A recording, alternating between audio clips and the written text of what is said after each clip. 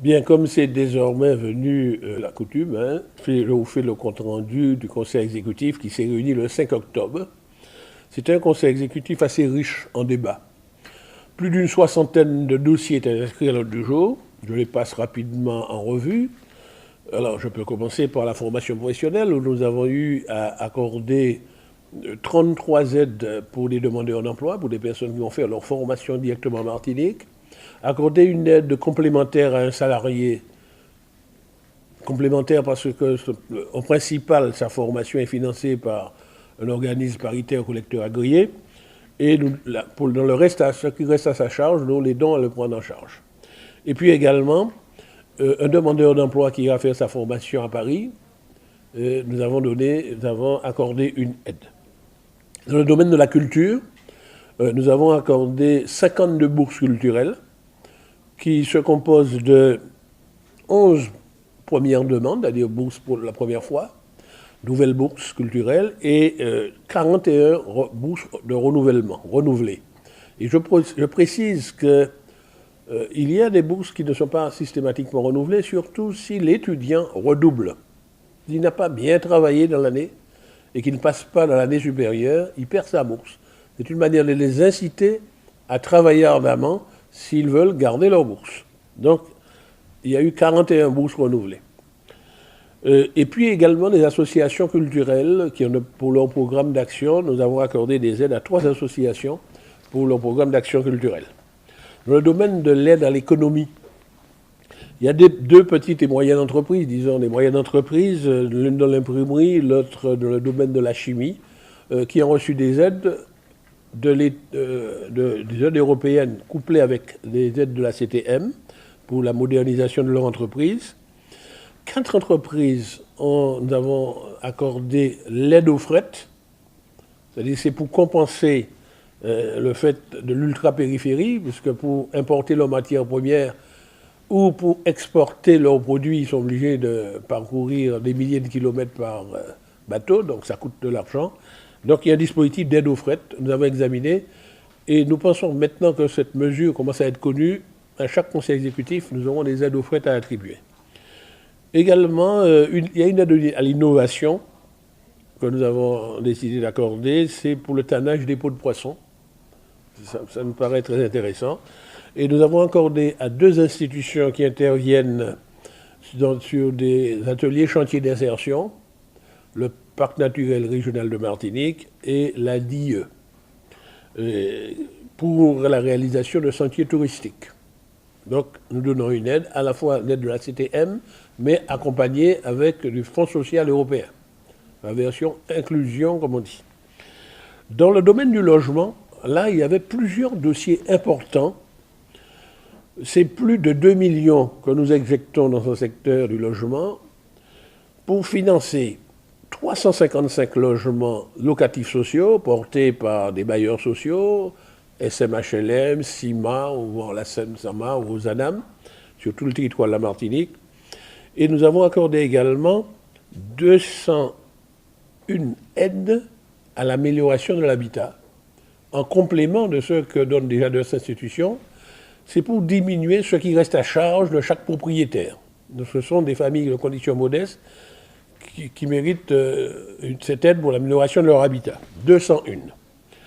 Dans le domaine du sport, nous avons accordé de l'aide au transport aérien pour une série d'équipes sportives qui vont participer à des championnats, soit en France, pour le handball, le volleyball ou l'athlétisme, ou bien pour faire du canoë-kayak, voire pour faire du fitness. Donc, c'est des aides par des titres de voyage, disons des billets d'avion. Mais également, pour aller faire du jet ski au Maroc, nous avons attribué une aide au transport aérien. Nous avons eu l'occasion en même temps aussi d'examiner une demande d'aide pour un jeune martiniquais sportif qui va faire des études dans ce domaine-là aux États-Unis. Donc, il y a de conditions modestes, donc nous avons accordé une aide à la famille.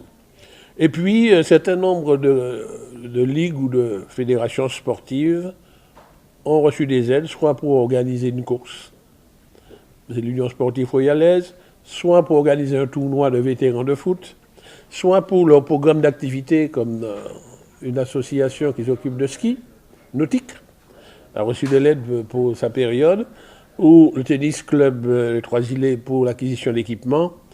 Mais également, et c'est intéressant, il y aura le Kingboxing, une association qui va organiser sur notre territoire le championnat du monde de savate boxe française au mois d'octobre dans le domaine féminin, les seniors féminins, et nous avons décidé d'accorder une aide. Dans le domaine de l'énergie renouvelable, nous avons eu à examiner des dossiers, en particulier, je vais citer l'un, il y avait deux dossiers, mais je vais citer l'un qui me paraît exemplaire. C'est réaliser une centrale photovoltaïque à la marina, sur les toitures, l'équipement de la marina du Marin. Donc nous avons attribué une aide à la société qui exploite les ports de plaisance dans la marina du Marin. Et toujours dans le domaine de l'environnement, nous allons soutenir financièrement le plan de communication porté de la CACEM dans le domaine du traitement des déchets. Dans le domaine social, nous avons eu à examiner des demandes d'aide à plusieurs associations, donc 5 associations qui interviennent dans le champ de la petite enfance ou dans le champ des personnes âgées. Nous avons eu également à prendre une position sur des demandes de recours gracieux de personnes qui ont reçu indûment de l'aide sociale. C'est des problèmes très délicats. Ils se sont, dans l'état actuel de l'organisation de la collectivité, c'est en séance plénière que nous aurons à débattre des questions. Nous sommes en train d'étudier une procédure parce que ce sont des personnes souvent de conditions modestes qui, peut-être parce qu'ils ont fait des fausses déclarations, parfois c'est parce que l'organisme payeur était inattentif, on leur a versé des aides et puis après on s'est rendu compte que c'était indûment. La loi dit qu'il faut qu'elle rembourse. Et quand elle ne peut pas rembourser, il faut savoir que faire. Alors il y a certaines d'entre elles qui demandent une remise gracieuse. La position qui est prise par le Conseil exécutif, c'est qu'il faut examiner ça après une enquête sociale sérieuse, au cas par cas. En tout cas, le débat était intéressant là-dessus, je tenais à le faire savoir. Et puis enfin, nous avions à décider de l'organisation d'un ordre de Noël pour les enfants qui sont à la charge de la CTM, qui sont à l'aide sociale à l'enfance. Ce sont des enfants soit qui sont orphelins, soit qui ont été par décision de justice mis à la charge de la CTM, donc la CTM qui est un peu leurs parents. Et donc il fallait prendre la décision d'organiser, comme nous l'avons fait l'an dernier d'ailleurs, un arbre de Noël, donc la décision de principe a été prise aujourd'hui. Voilà en gros ce que je peux dire. En dehors de ces points-là, il y a eu des communications sur des questions qui vont être débattues en plénière. Il y a des communications qui ont concerné la SAEM du Galion. Il y a eu des communications sur l'état de la Martinique après le passage de Irma d'abord, Maria après, mais également les pluies du dernier week-end. Et les services techniques nous ont fait tout un rapport très circonstancié, que peut-être j'aurai l'occasion de présenter en plénière. Mais il faut que vous sachiez, ça va nous coûter plus de 6 millions d'euros. Et ce sont donc des travaux qui sont déjà en cours pour le rétablissement de nos infrastructures. Voilà en gros ce que je peux dire. Et je vous remercie. À la semaine prochaine.